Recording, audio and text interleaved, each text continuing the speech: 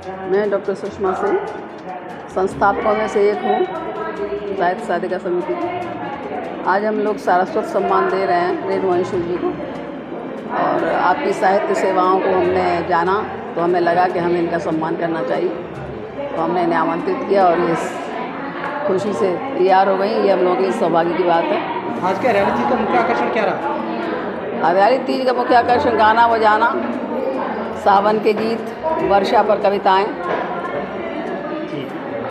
मैं साहित्य साधिका समिति की संस्थापक हूँ और आज हमारा जो कार्यक्रम हो रहा है वो तीजों का हो रहा है, हरियाली तीज का। तो उसमें सारी हमारी महिलाएं उपस्थित हुई हैं और साहित्य साधिका समिति एक वरिष्ठ साहित्यकार, उत्कृष्ट साहित्यकार, विदुषी बहन रेणु अग्रवाल का सम्मान करने जा रही है, जो हमारे लिए गौरव की बात है।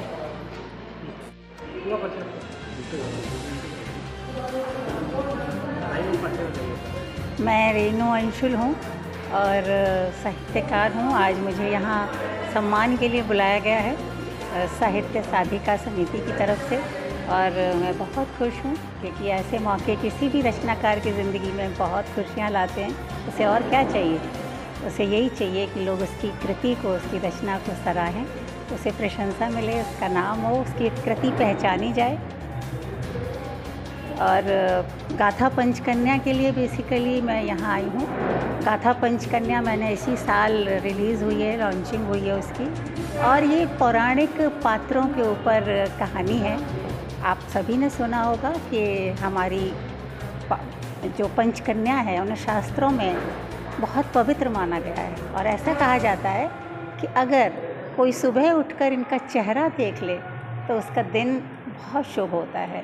लेकिन यहाँ पर कुछ, जब मैं लिखने बैठी इस विषय पर किताब, पहले तो मैं ये बता दूं कि पंचकन्या कौन है, क्या कौन है। तो ये पात्र हमारे 3 पात्र हमारे रामायण से हैं और 2 पात्र हमारे महाभारत से हैं। तो अहिल्या, तारा एंड मंदोदरी ये रामायण से आते हैं, जो हमारे त्रेता युग में थी, और द्वापर युग से जो महाभारत है उसमें कुंती और द्रौपदी हमारी पंचकन्या कहलाती हैं।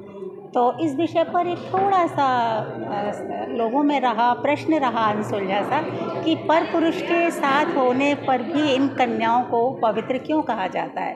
तो बहुत सारी रिसर्च हुई इस विषय में, और मैंने भी जब इस विषय पर लिखना शुरू किया तो मुझे लगा कि इस विषय को सुलझाना बहुत ज़रूरी है। तो